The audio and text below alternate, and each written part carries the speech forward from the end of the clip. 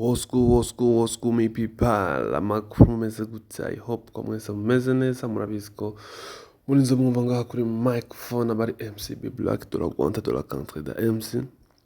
Original voice the Pluto 57, the master, the teacher, aka the vibe killer, you already know. Murabizi ko urinze unyumva cyangwa ukambana kuri zino screen guys.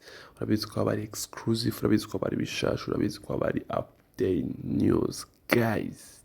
Guess what today? Umunsi bimeze gute, umunsi gahunda y'uno munsi imeze gute? Reka manze ndagushimire wewe umaze gukanda subscribe guys.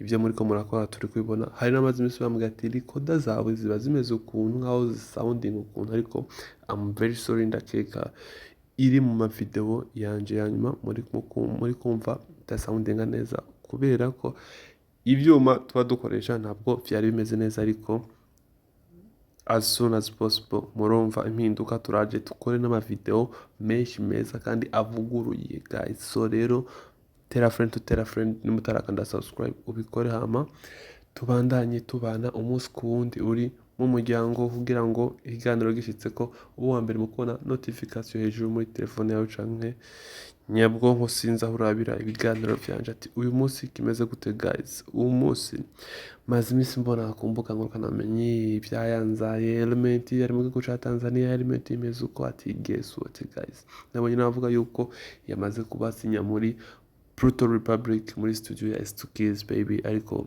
ntabwo ari uko guys. Element yagiye Tanzania yitavye ubutumire abahanzi batandukanye muri Tanzania, bamubwira yuko bipfuza nabo gukora ingoma zo mu mudiho wiwe wa Afrogako, nkuko musanzwe mubizi ko Afrogako ari umudiho wiwe yavuguruye. Maybe wari usanzwe uriho mugabo yawuvuguruye, wari usanzwe uhari ariko muga yaraje awukora ukundi kwiwe. Afrogako ni element. So ubu tuvugana amaze kuba ariko akora imishinga n'umuntu bitu Alikiba the legend, afise ingoma na Harmonize. Yagiye gukora shooting video ya Kashe remix. Murabizi ko iyo ndirimbo ihari imaze igihe. Kashe remix element featuring Harmonize iraje very soon.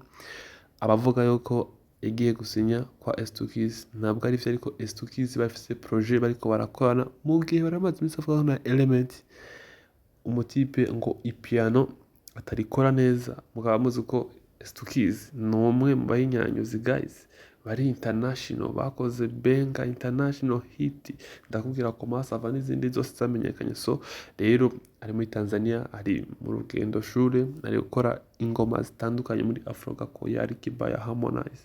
Harimo n'aba Mario yaraje no mu Rwanda, bari barakoze ni juste kumarira ingoma, abo bari mu bintu myinshi itandukanye guys. So stay tuned, araje abahereza ibikorwa na Kashe remix as soon as possible iraje. So yari just ku updatinga. Murabizi ko jewe kuri no mihanda East Africa yose mba ndahari kugira ngo ndabahe bishasha ntibabayovye, hari abataba bafise amakuru bakaza akabwira ivyabo. So mugabo arakanze ngahanye kompa guhora uri update ku trainer news. So dusubire mu zindi content.